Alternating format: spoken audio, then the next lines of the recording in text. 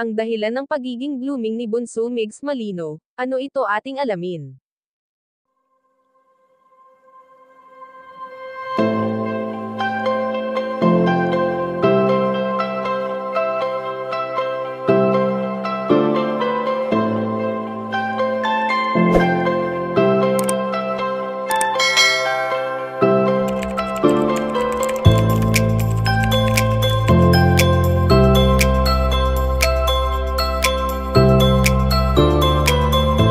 Alam naman natin na kahit kailanman ay hindi pinapabayaan ni Bunso Migs Malino ang kanyang sarili, kahit pa man dumarating ito sa puntong stress sa kung anong bagay. Sa trabahong mayroon ang binata, ay hindi naman lingid sa ating kaalaman na hindi palagi ito masaya, lalo pa at may mga taong mapanghusga na nakapaligid sa kanya.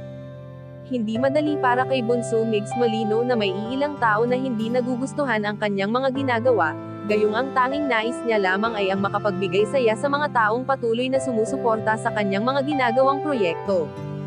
Sa ilang taon na ang dumaan sa buhay ng binata ay mas pinipili nito ang maging masaya na lamang sa piling ng kanyang mga mahal sa buhay at ng mga taong patuloy na nakasubaybay sa kanyang mga ganap.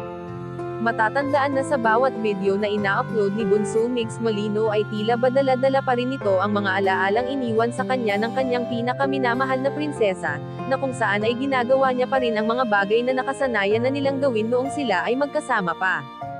Sa ngayon nga ay ayon sa aming impormasyon na nakalap na kapansin-pansin ang patuloy na pagiging blooming nito at ang dahilan ay isa na ito sa kanyang stress reliever ang mag-relax at i-treat ang kanyang sarili nang sa ganon ay mapanatili niya ang kanyang angking kagwapuhan. Kayo mga kachika, anong masasabi nyo dito? Please leave the comment and don't forget to subscribe.